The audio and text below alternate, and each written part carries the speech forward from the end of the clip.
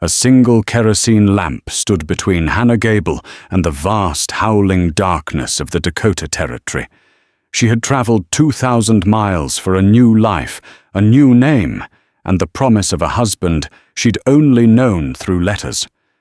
But the man who was supposed to be her protector was nowhere to be found. Instead, a ferocious storm brought a different kind of man to her doorstep, a Lakota warrior, bleeding and near death. She made a choice that night, an act of compassion that would unravel a conspiracy of greed and violence, and by dawn would test the very meaning of courage when his entire tribe stood in judgment before her isolated cabin. The wind was a physical thing, a feral beast clawing at the newly caulked seams of the small cabin. Hannah Gable pressed her forehead against the cool glass of the single window, watching the prairie grass bend and writhe under the onslaught of the storm.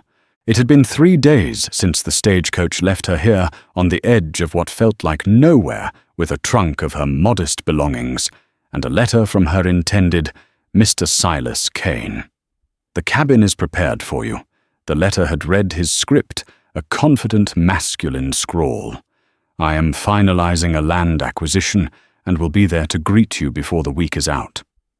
Make it your home, my dear Hannah." But the cabin felt less like a home and more like a wooden crate tossed into an angry sea. The loneliness was a palpable ache, a stark contrast to the crowded, suffocating confines of her life back in Boston.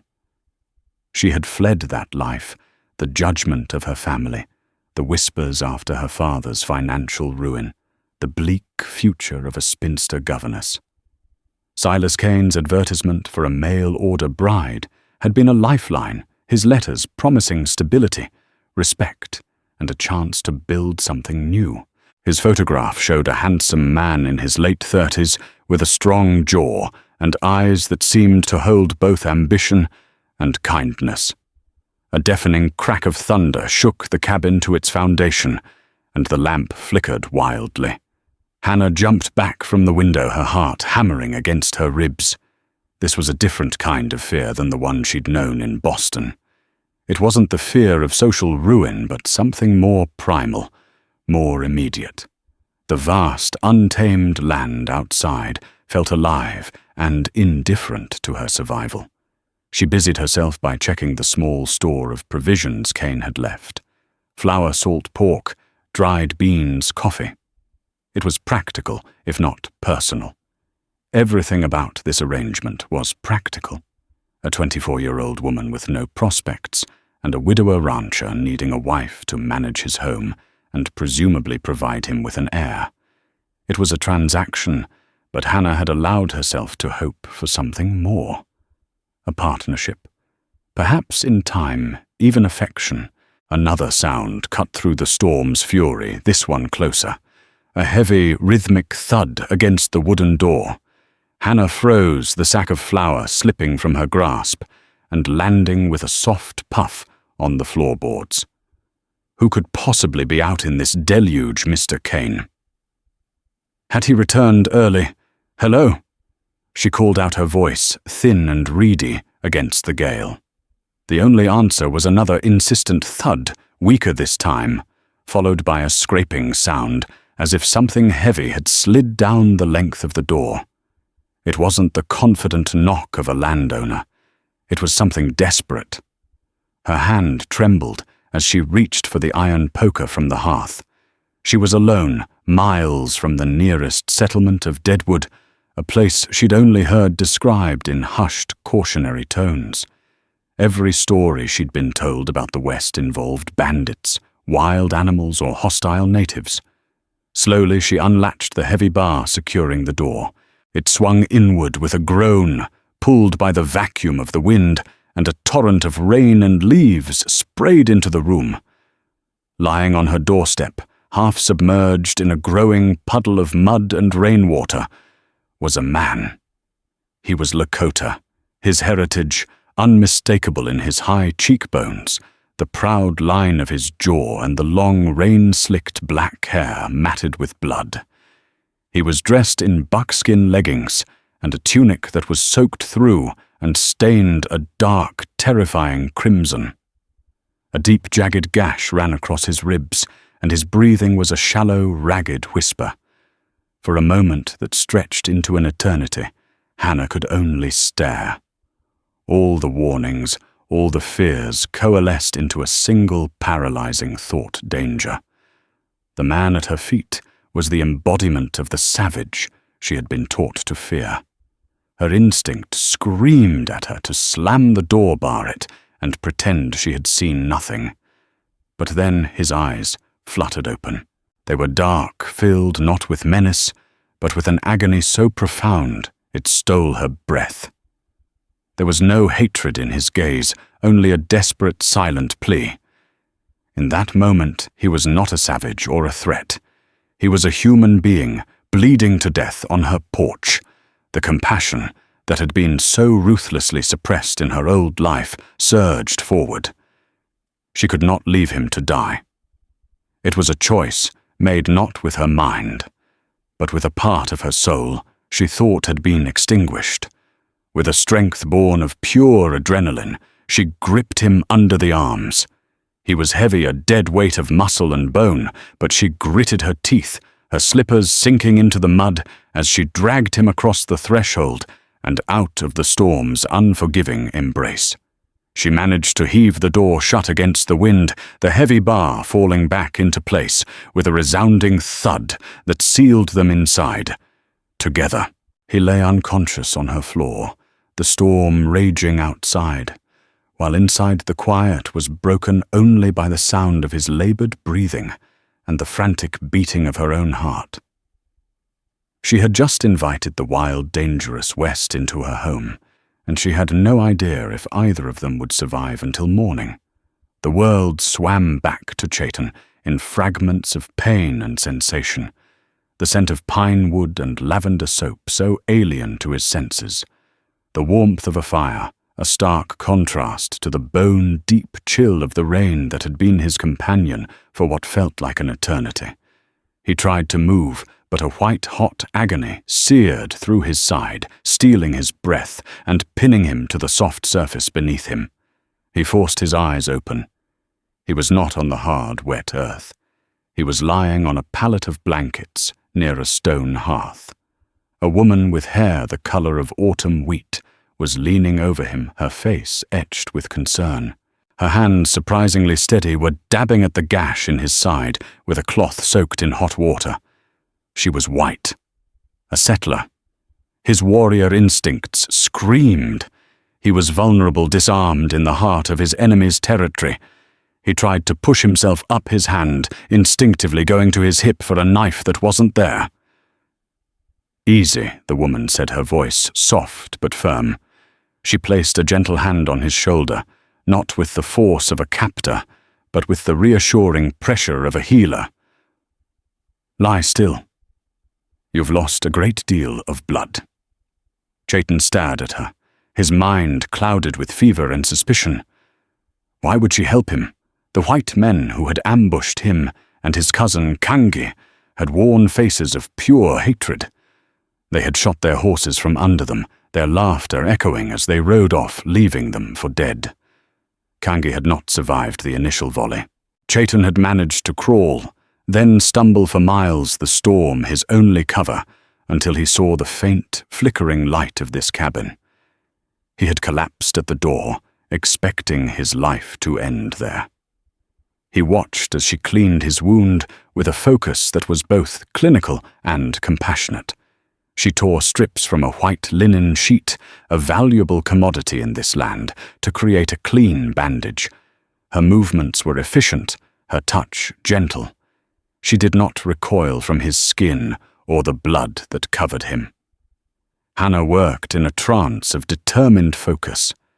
After cleaning the wound as best she could, she stitched the torn flesh together, using her own sewing needle and fine thread, which she'd sterilized in the flame of the lamp. It was a gruesome, clumsy task, and she felt a wave of nausea, but she pushed it down. She had seen doctors do as much for injured dock workers in Boston. She would not be less capable now. The man, the warrior, watched her every move, his dark eyes intense and unreadable. He did not speak, and neither did she. The language barrier was a chasm between them, but in the silence, another form of communication began to take root. She saw in his gaze not the blind hatred she'd been taught to expect, but a wary intelligence, a flicker of gratitude warring with deep-seated suspicion.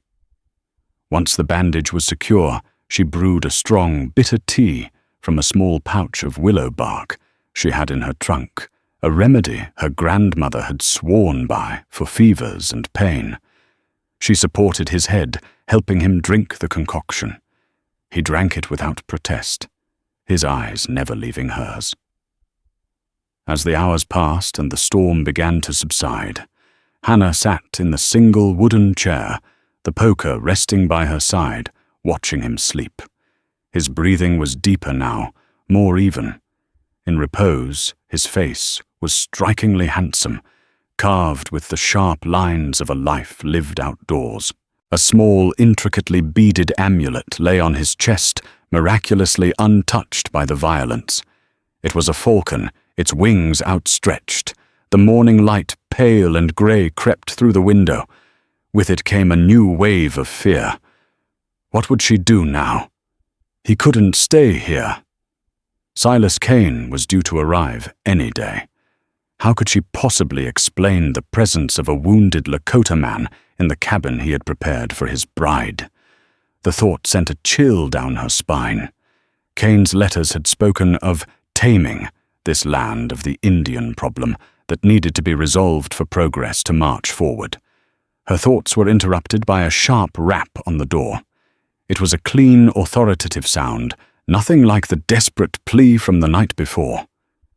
Hannah's blood ran cold. Kane.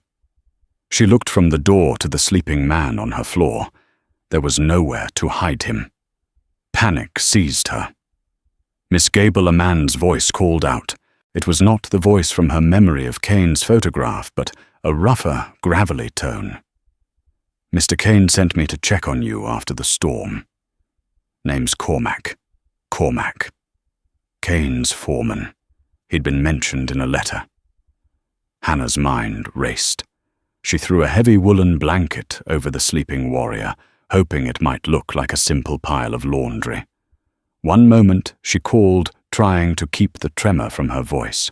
She quickly splashed water on her face from the basin and straightened her dress, trying to appear as if she had been awake for hours, calmly going about her morning chores. She opened the door a crack. Cormac was a large, barrel-chested man with a thick beard and small, piggish eyes that seemed to miss nothing. He held a rifle loosely in one hand. "Mornin', ma'am." He grunted, his eyes sweeping past her into the cabin's interior. "Mr. Kane was worried the storm might have given you a fright. Or worse." "I'm quite all right, thank you, mister," Cormac Hannah said, trying to block his view. "It was a strong storm, but the cabin is very sturdy." Cormac's gaze lingered on the hearth where the pallet of blankets lay. A dark, wet patch had soaked through onto the floorboards near the door, a mixture of mud and blood she hadn't had time to scrub away. His eyes narrowed. "You have a spill there, ma'am?" he asked, his voice deceptively casual. "Oh, that," Hannah said, forcing a light laugh. "I'm afraid I stumbled with the water bucket last night. So clumsy of me." Cormac didn't smile. He took a step forward, his boot landing on the porch with a heavy thud. "Mr. Kane is very particular about his property. And his investments. He'll be here tomorrow. Expects everything to be in perfect order." He leaned in slightly, his voice dropping. "Heard there was some trouble with a couple of Lakota bucks up near the ridge yesterday, causing a ruckus. Had to be dealt with." The casual cruelty in his voice made Hannah's stomach turn. She knew with a sickening certainty that he was talking about the man lying under the blanket and his fallen comrade. "I see," she said, her voice barely a whisper. Cormac's eyes flickered back to the pile of blankets. a slight, almost imperceptible movement from beneath the wool. The warrior was waking. Cormac's hand tightened on his rifle. "Well, you have a good day, Miss Gable," he said, a slow, predatory smile spreading across his face. "We'll be seeing you tomorrow." He turned and walked away, but Hannah didn't feel relief. She felt the cold dread of being discovered. Cormac hadn't believed her. He knew something was wrong. And tomorrow, Silas Kane, her promised husband, her savior, was coming. And he was the man who had ordered the attack.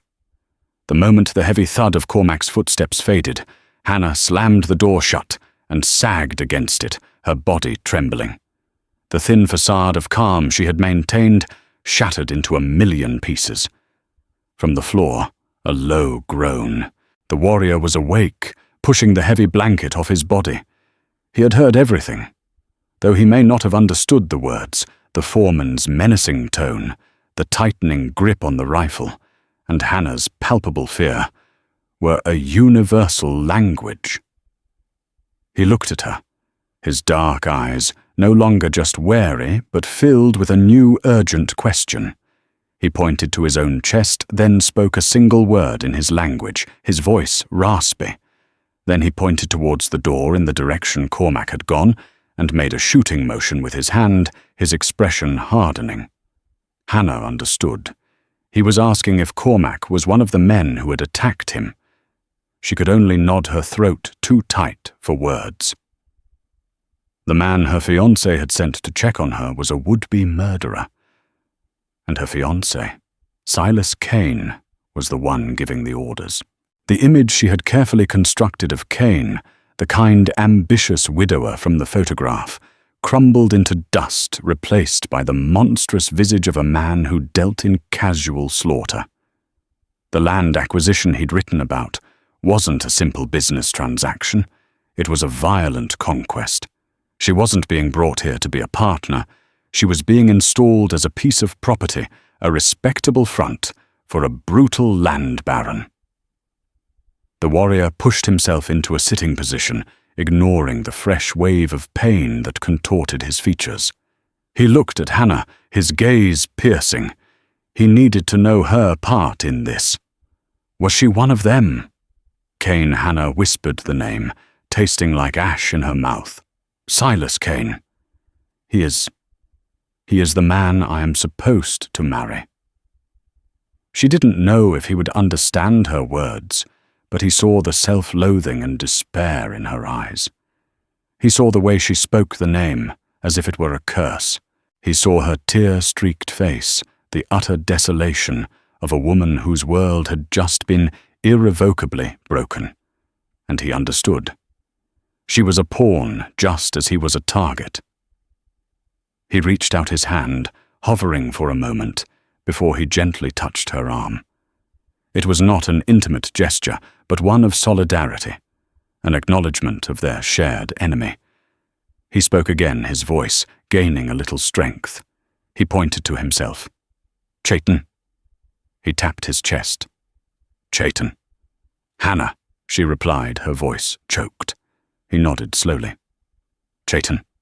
He then gestured around the small cabin, a question in his eyes. He was asking why she had helped him when her own people, her own future husband, wanted him dead.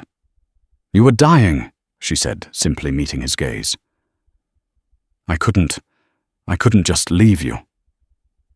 In that moment, an unspoken pact was forged between them.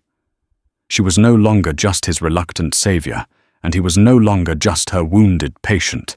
They were allies trapped behind enemy lines with a common foe who would arrive with the next day's sun. Chayton knew he had to leave. His presence endangered her as much as himself. He struggled to his feet, using the wall for support, his jaw tight with pain. He had to get back to his people to warn them. Kane was not just a rancher. He was a snake in the grass, and his venom was spreading. Hannah saw his intention and shook her head frantically. No, you can't. You're too weak. They'll be watching.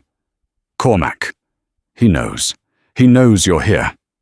Chayton looked at his bandaged side, then at her. He knew she was right. In the open prairie, in his current state, he would be hunted down like a wounded animal. But to stay was to sign her death warrant. The dilemma hung heavy in the small room.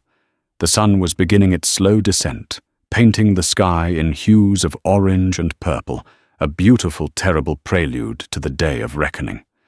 They had only one night to devise a plan. Chayton began to move about the cabin, his movements slow and deliberate. He wasn't looking for an escape route. He was assessing their resources. He picked up the iron poker, testing its weight. He examined the heavy wooden bar on the door. He looked at Hannah, truly looked at her, not as a white woman, but as a fellow survivor. He saw the steel in her spine that had allowed her to drag him inside, to stitch his wound, to lie to a man like Cormac. He pointed to the window, then drew a finger across his throat. He was telling her that Cain would not be merciful. Cormac had likely already returned to his boss, reporting his suspicions. When Cain arrived tomorrow, it wouldn't be with a bouquet of wildflowers for his bride. It would be with armed men ready to eliminate a problem. Hannah understood completely. Her engagement was over. Her dream of a new life had become a waking nightmare. There was no going back. The only path was forward, and that path now ran alongside this Lakota warrior. "We have to leave," she said, her voice filled with a newfound resolve. "Tonight, after the moon sets. You know the land." I have this." She went to her trunk and pulled out a small, heavy purse. It contained the entirety of her savings, the money she had carefully hoarded to give herself a fresh start. It wasn't much, but it was all she had. She also pulled out a detailed map of the territory she'd bought in St. Louis, hoping to understand her new home. Chayton looked at the map. He couldn't read the words, but he recognized the shapes of the rivers, the placement of the Black Hills Paha Sapa, his people's sacred land, and the cluster of buildings marked Deadwood. He pointed to a spot deep in the hills far from the marked trails. He was showing her a path, a place of refuge. Their plan was desperate, cobbled together from her meager resources and his knowledge of the terrain.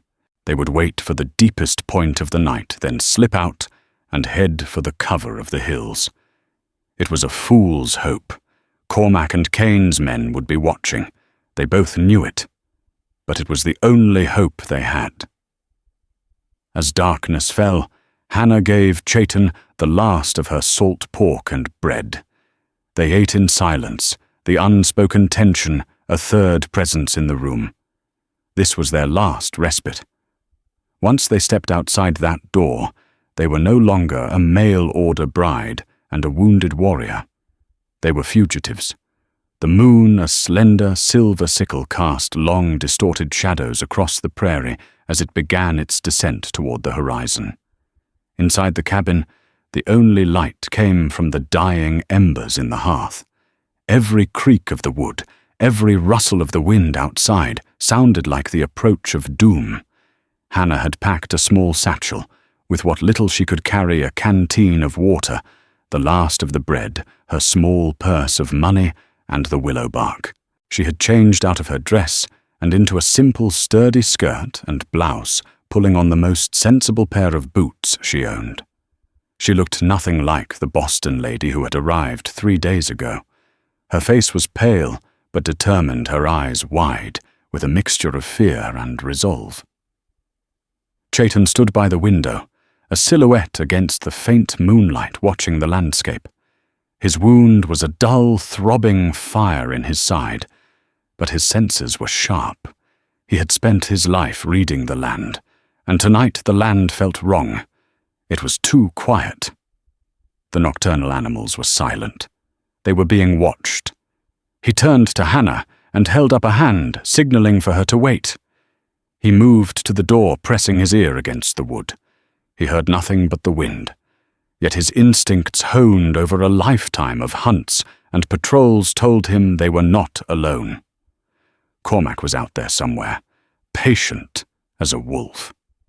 "They're waiting for us to run," Hannah whispered, verbalizing his thoughts. "They want to catch us in the open." Chayton nodded. A trap, a simple, brutal trap. To stay meant certain death when Cain arrived. To flee meant walking into an ambush. He scanned the small cabin again, his eyes finally landing on the stone chimney of the hearth. It was wide-built to accommodate large logs. He looked up its dark, soot-stained throat, then back at Hannah.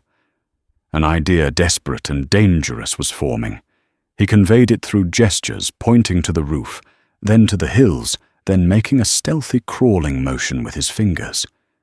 He was proposing they go up, not out. If they could get onto the roof, they could use the back of the cabin as cover slipping into the tall grasses of the prairie, while any watchers kept their eyes fixed on the door and window. It was a perilous gamble. The roof was steep, and a fall could cripple either of them, but it was their only chance to subvert expectations.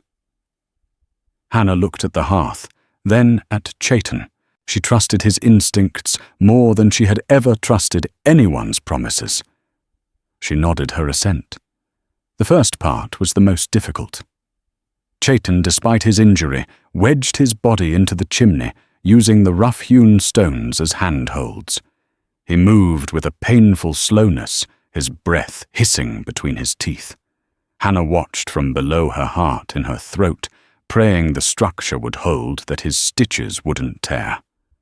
After what felt like an age, he disappeared into the darkness above. A few moments later, a small shower of soot fell, followed by a soft, scraping sound from the roof. He had made it. Now it was her turn. She was smaller, but she lacked his strength. She passed the satchel up to him first. Then, taking a deep breath, she began to climb. The rough stone bit into her palms, and the soot filled her lungs. But she focused on the patch of starry sky visible at the top. She felt Chayton's hand grip her wrist, his strength surprising as he hauled her the last few feet onto the slanted roof. They lay flat on the wooden shingles, the wind cold against their faces. From their vantage point, they could see the prairie stretching out before them.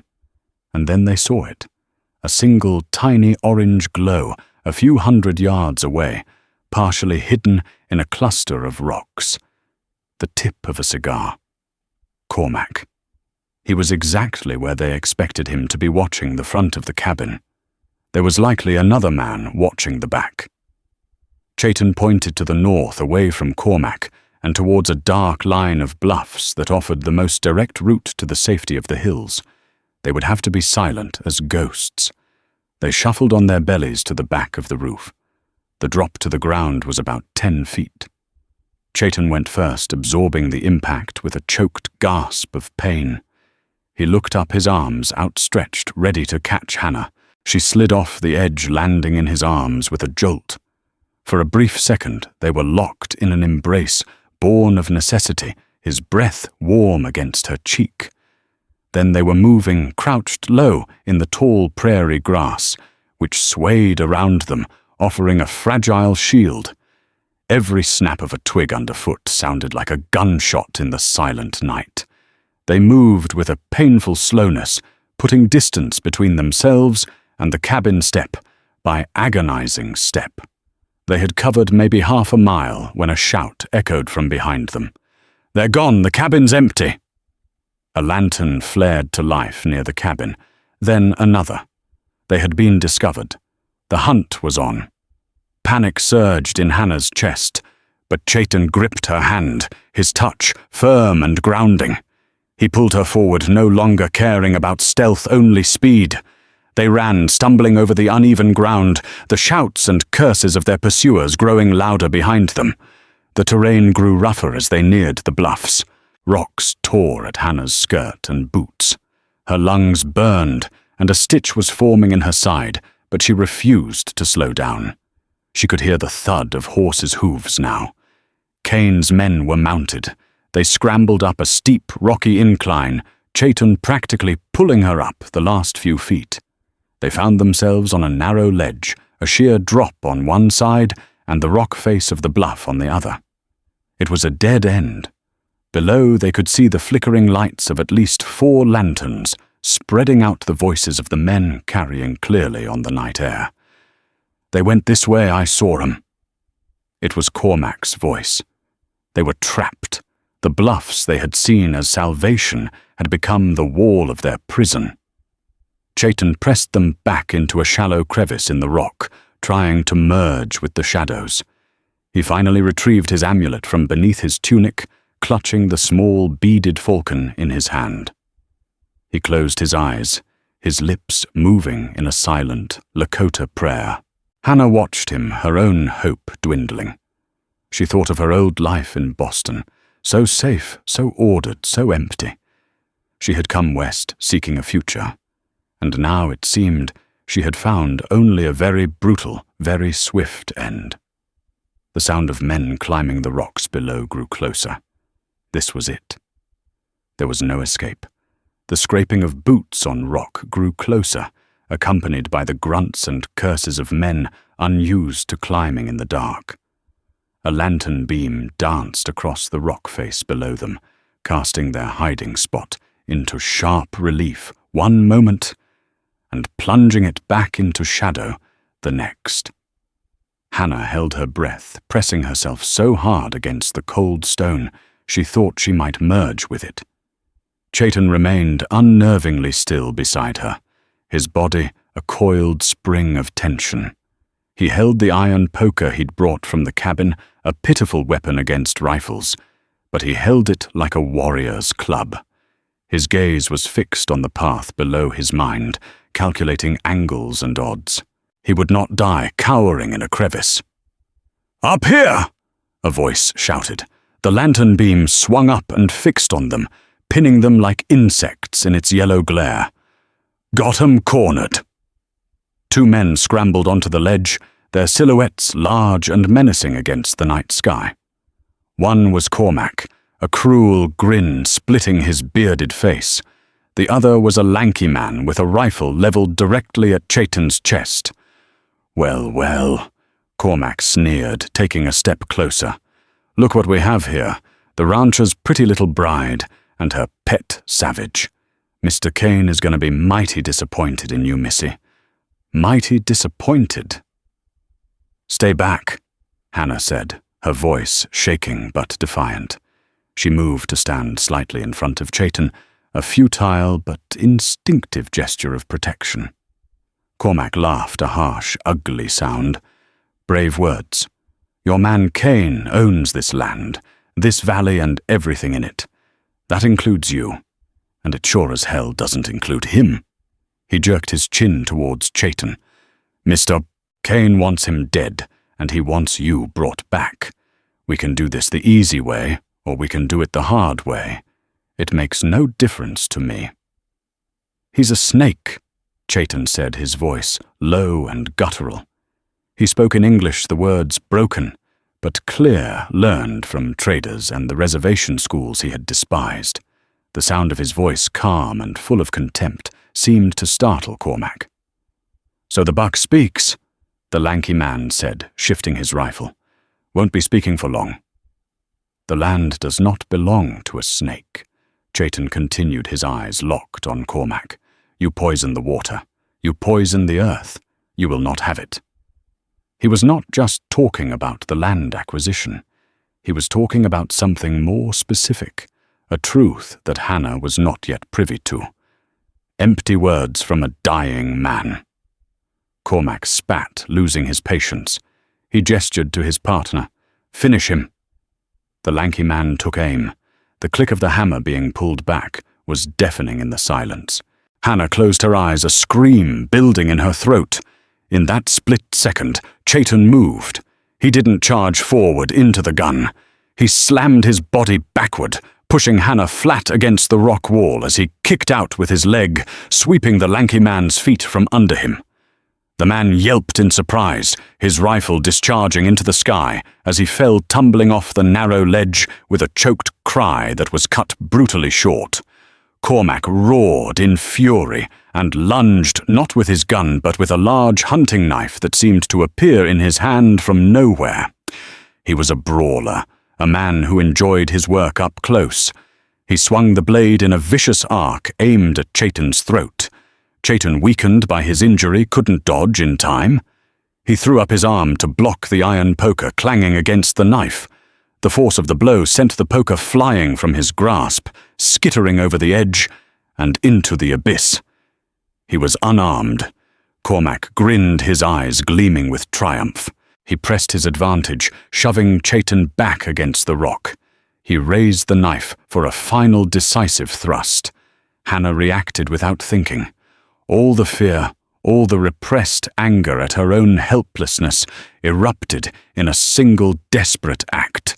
She grabbed a fist-sized rock from the ledge and brought it down with all her might on the back of Cormac's head.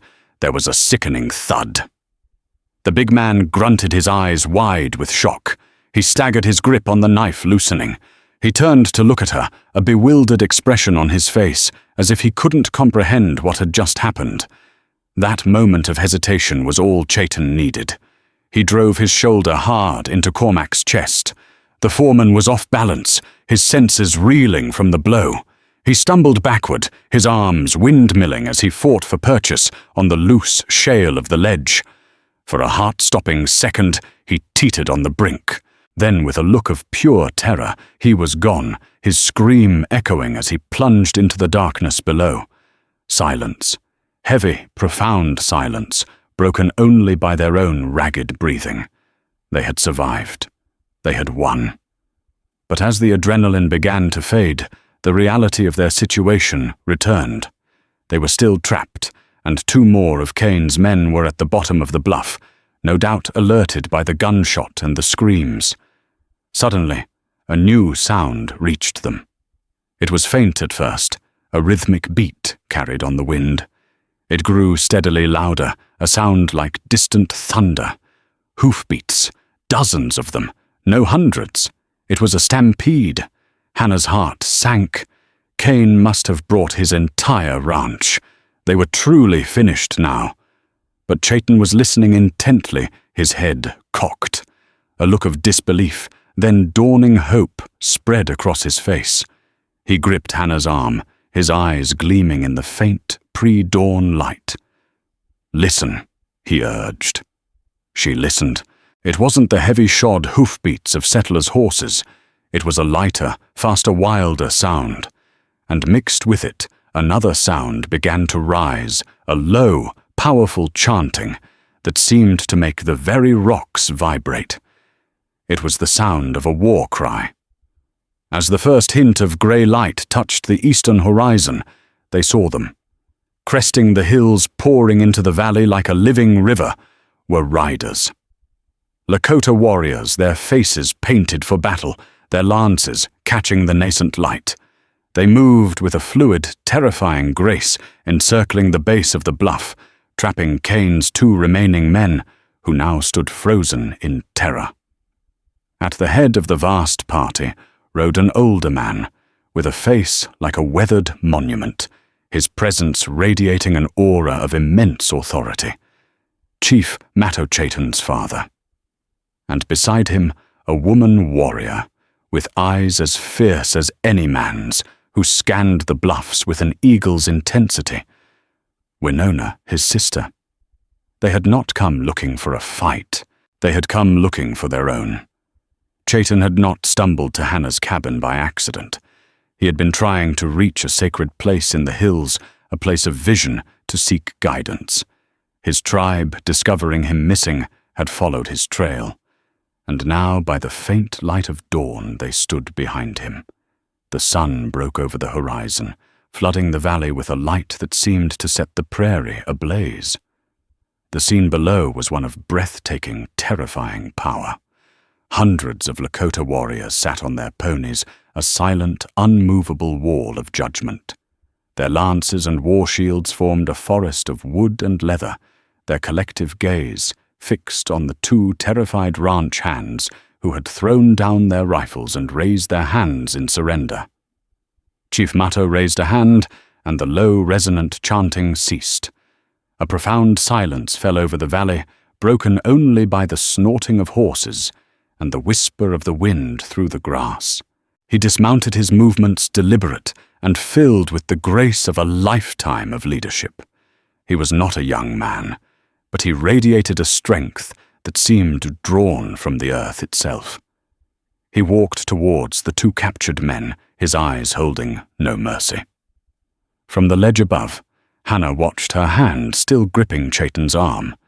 The sheer scale of what was happening was almost too much to comprehend. This wasn't just a rescue, it was a reckoning. Chaitan called out, his voice clear and strong, a series of sharp Lakota phrases that carried across the valley. His father's head snapped up, his stoic expression breaking with a wave of relief as he saw his son alive. He answered with a single powerful call, and two warriors immediately began to scale the bluff, moving with the speed and agility of mountain cats. Within minutes, they were on the ledge. They helped Chaitan to his feet, their hands gentle but firm, their faces a mixture of relief and reverence. They looked at Hannah, their expressions unreadable but not hostile. They saw her torn dress, the rock still clutched in her hand, and the bodies that lay somewhere in the darkness below. They understood. The descent was far easier with the warriors' help. When Hannah's feet touched the solid ground of the valley floor, she felt unsteady, as if the world itself had tilted on its axis. Chaitan was immediately enveloped by his family. His sister Winona embraced him fiercely, her hard facade cracking for a moment. Then she pulled back, her sharp eyes scanning his bandaged wound, a flicker of anger in their depths.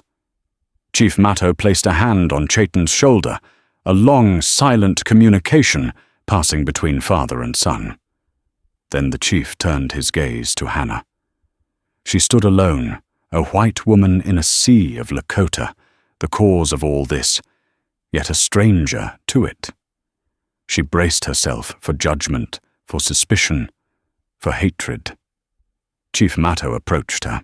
He was taller than she had expected, and his eyes, dark and ancient, seemed to see right through her. He looked at Chaitan's wound, the crude but effective stitches, and the clean bandage. He looked at her exhausted, dirt-streaked face. He spoke his voice, a low rumble, and another warrior translated. "He is Chaitan, my son, the falcon of our people. You pulled the serpent's fangs from his flesh." Why Hannah met his gaze, her fear eclipsed by a simple, unshakable truth. Because he was a man, hurt and alone. Because it was the right thing to do. A murmur went through the assembled warriors. The chief considered her words, then gave a slow, deliberate nod. It was an acceptance, an acknowledgement. The moment was broken by the sound of approaching riders. A party of about a dozen men riding hard from the direction of the main ranch house. At their head was a man on a magnificent black stallion. Even from a distance, Hannah recognized the strong jaw and confident posture from the photograph. Silas Kane. He reined in his horse at the edge of the Lakota formation, his face a mask of disbelief and fury. He had come expecting to find his men rounding up two fugitives. Instead, he found himself facing an army. His arrogant demeanor faltered for a second before being replaced by a sneer. "Well, well," Kane called out, his voice dripping with false confidence. "Chief Matto, to what do I owe the honor of this gathering on my land? This is not your land, Kane." Chief Matto replied, his voice calm and deadly.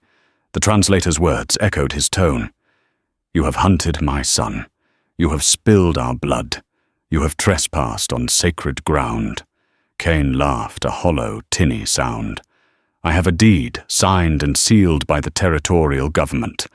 This land is mine. And that woman," he pointed a finger at Hannah, "is my property, my betrothed. I've come to collect what belongs to me. She belongs to no one but herself." Chaitan stepped forward, his voice ringing with authority. He pointed a shaking, accusatory finger at Cain. "You are a liar and a thief. You want this land not for cattle but for the yellow metal that lies in the creek. The sacred creek where our ancestors are buried. The truth, stark and ugly, was finally revealed. It wasn't just about land. It was about gold. Cain was trying to desecrate a Lakota burial ground to enrich himself, and he was willing to kill anyone who stood in his way.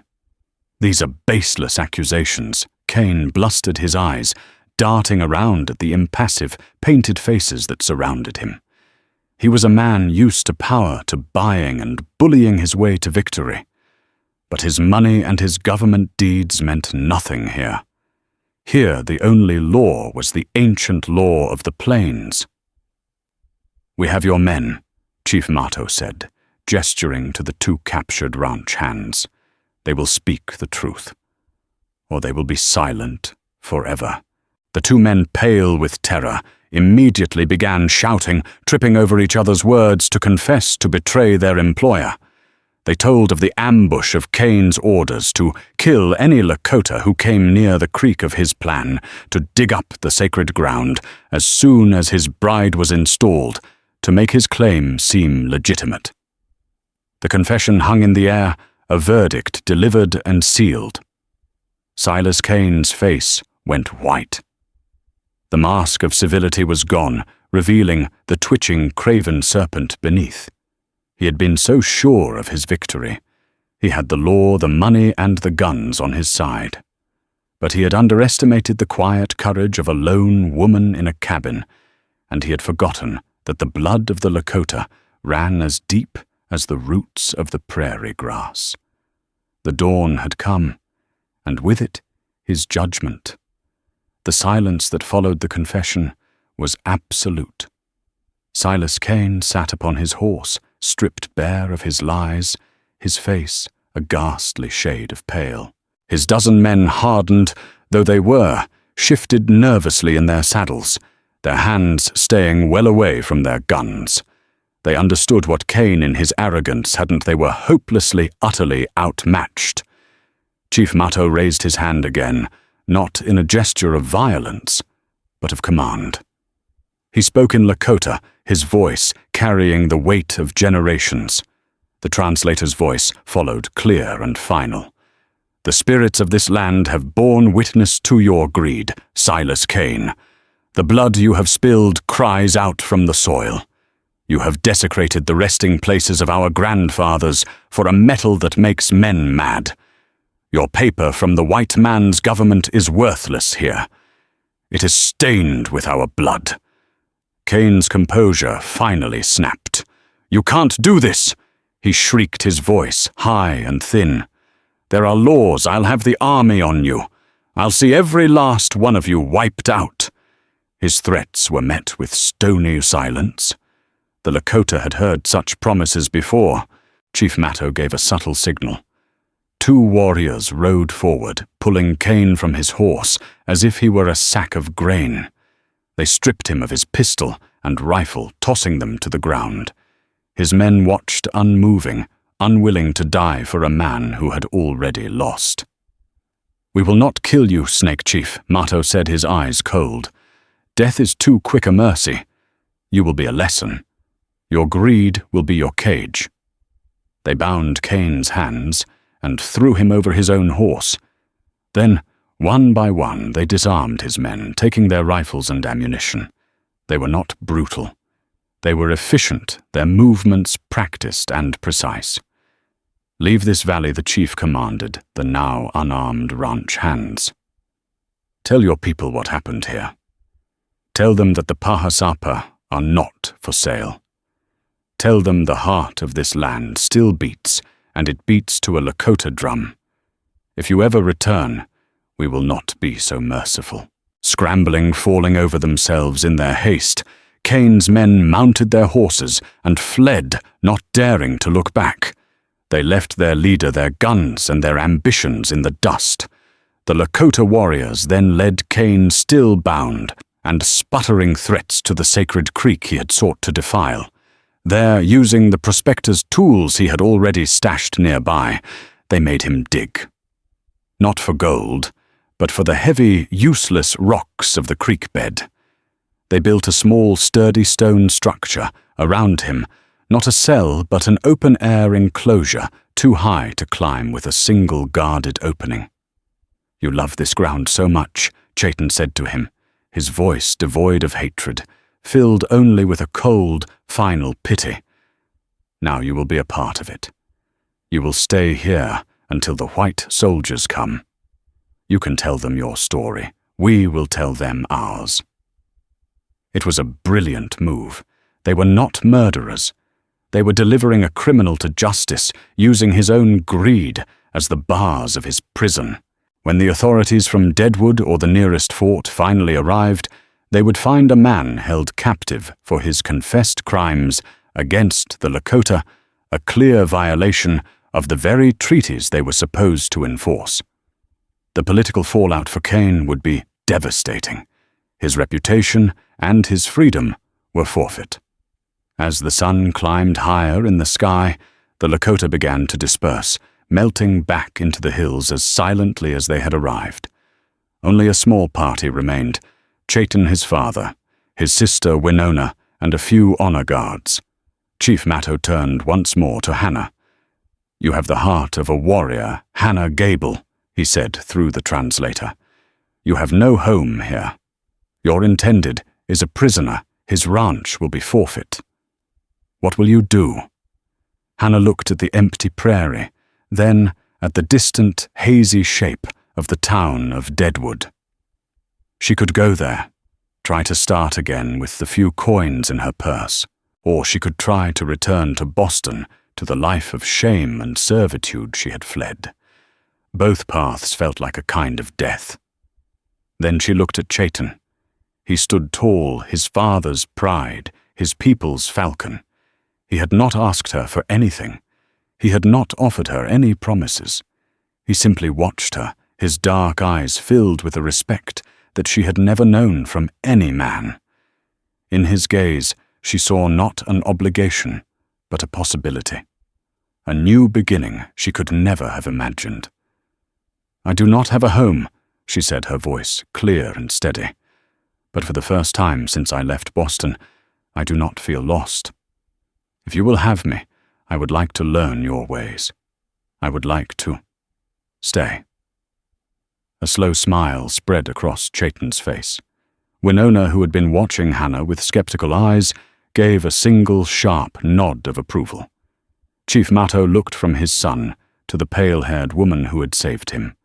He saw the bond between them forged in violence and tempered by honor.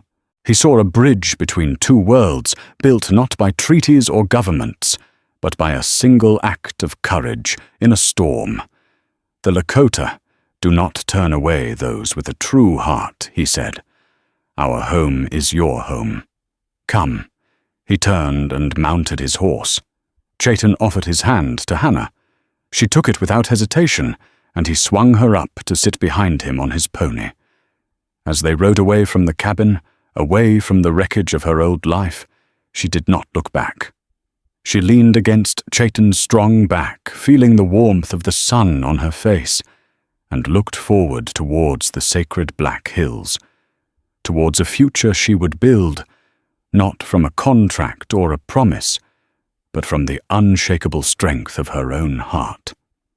The story of Hannah Gable and Chaitin reminds us that true family is not always the one we are born into, but the one we find through acts of courage and compassion.